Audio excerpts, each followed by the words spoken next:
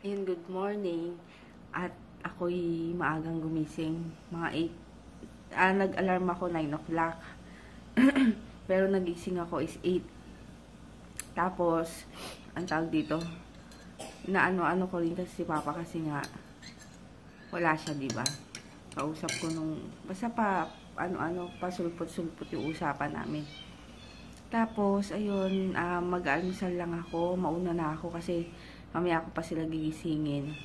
Ang pasok ni DM is 11. So, tapusin ko muna yung sarili ko para wala na akong gagawin. Maliligo. Pagtas ko maligo sila na para dire-diretso. Tapos, ayun nga si JJ inuubo. Iniisip ko naman kung hindi ko na lang siya isasama kasi mainit doon. Mainit. Baka lalong ubuhin. Kaso naman, matagal akong mawawala.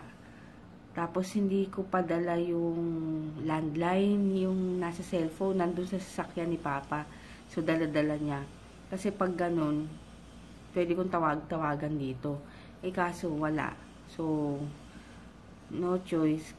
Kasi kaysa maiwan siya dito, ilang oras din yun. Diba? Ngayon, siguro, dadaling ko na lang yung fan na maliit.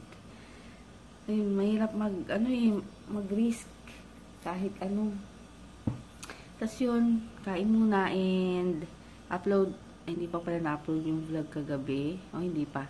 So, yun. Sige. Good morning. Ayun, tapos na kami. Maghihintay na lang ako ng oras. Mga 11. 30 minutes pa. 11, ako tatawag ng tricycle. Para para ready na rin kami lahat. Ayun lang. Ayan.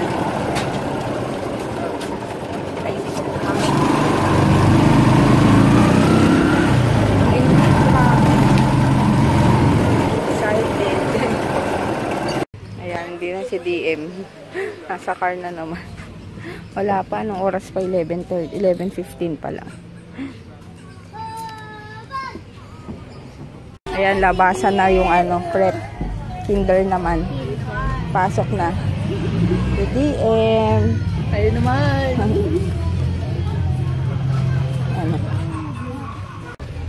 Ayan. Dami mong classmate. DM. Oh, dami mong classmates. Ayan yung phone na yata. Ay, si DM nandoon. Ayun, nakaupo. Powder dito. Dito lang kami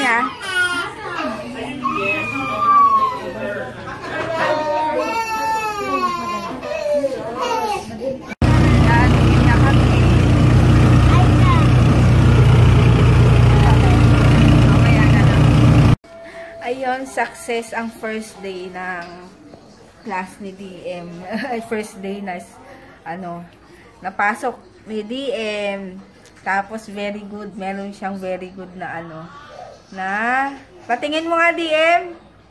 Dali, patingin mo sa kanila. DM. Meron daw siyang very good na yan? Wow, ang galing naman. Pagpasok namin kanina, okay lang naman. Umupo naman siya agad doon. Tapos,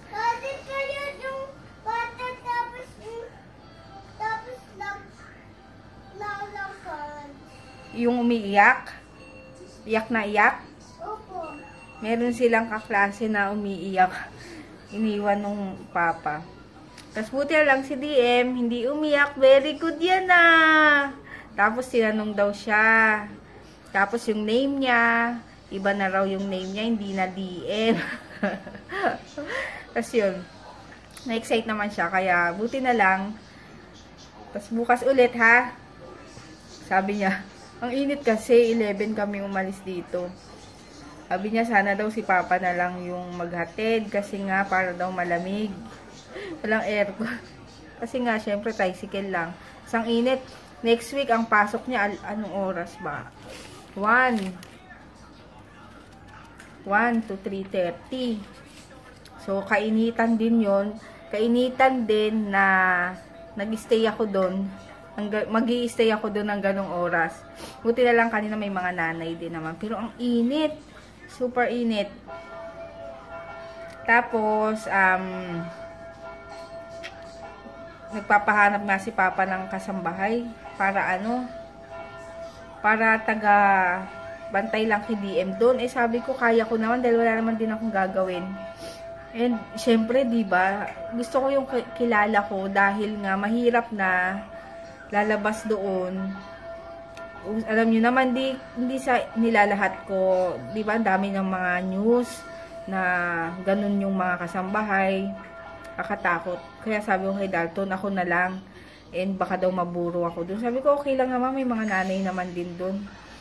Mas diba, mas kampante and safe kung ikaw ang magbabantay. And ilang oras lang naman, 2 hours. So, siguro kaya ko na 1 to 3:30. Tapos si JJ lalabas ng school hanggang 3:30 siya. So, sakto lang. Pag uwi namin, minsan matagal pa to si JJ nakakadating. So, makakaluto pa ako ng lunch ng uwi niya. Ayun, aalis naman kami ni DM bago mag-lunch. So, kakain na muna kami dito. So, sakto lang lahat. Ayun lang. So, luluto muna ako ng tanghalian namin at 1:30 na. Ang init sa labas. Grabe. Super init. Last na ba yung kinder? Prep. Sana nga hindi mabigla to si DM kasi nag-kinder agad. Pero kanina okay naman daw siya. So, ayun. Later na lang. Kaya nagluluto ako ngayon ng ng talong. Ay. Talong. Super init. Umulan dito kanina. Pero nagbigay lang ng init. Tapos magsasampay ako. Hintayin ko lang to. Nagsangag ako ng konti. Yung natira kasi nagsaing ako ulit ng bago. Tapos yun si Papa nasa na raw. Hindi ko alam kung nasan pero papuntang Fairview kasi ihahatid niya yung customer, yung client na nag-rent sa kanya. Sa sasakyan ha, hindi sa kanya. Ayun, sige later na lang. Amoy ko lang.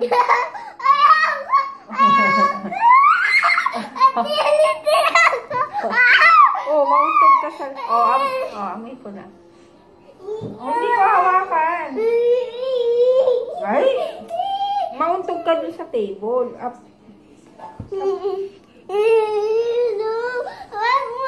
Ay, paano? Ang asim! Kamot ko na. Patingin, nasan ba? Tingnan mo doon, ayun, color red. Kaya nga, ayusin natin. Ayan, ay, may nakakagat. Ang dami, Ayun, mag-shoutout na ako. At para makapag-edit na. DM, lika nga, mag-ano ka, DM, Shoutout.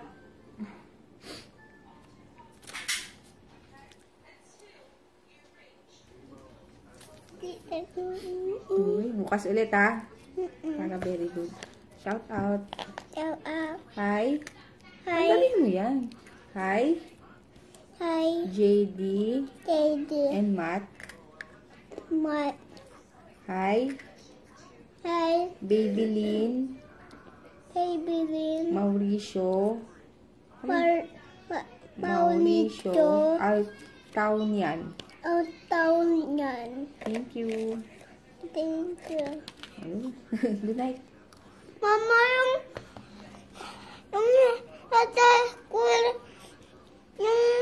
classmate ko yung iyak na ito yung dark yellow tapos yung ita yung hindi mataba yung light yellow hindi yung dark yellow iyak tapos nadala si Teacher Ann. Ano sabi ni Teacher Ann?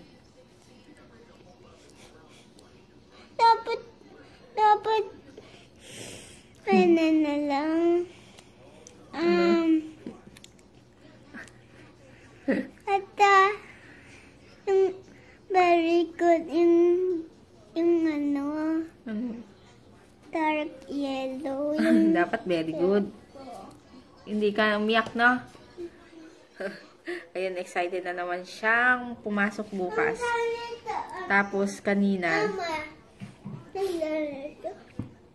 ganyan ka lang, behave ka lang. Very good. Tapos, kanina, nagpa-pick. Ganito. Tapos, ganito. Behave ka lang. Tapos, kanina, nagsukat na naman ng sapatos niya, yung isang klase ng sapatos. Ang ganito ako. Uy! Inantok ka? Pupunta school. Hindi ako nang sleep. Oh, syempre. Sa school yun eh. Huwag yan, madumihan naman yung... Dali namin na. Ay, hindi mo nasusuot yan. Sige. Ang tawag dito, kanina, nagsuot na naman ng shoes. Ito daw, susuot niya. Pang basketball na short. Ito. At saka yung shoes niya na isa. Tapos papakita ko na lang yung yung picture after dito. Ang forma, di ba? Grabe itong batang to. Pinaparedy niya na yung susuot niya bukas. Ayan. Ready ko na lang. Ayun, sige, good night. See you tomorrow. And, pasok na naman bukas. Kaya, maaga ulit si DM bukas.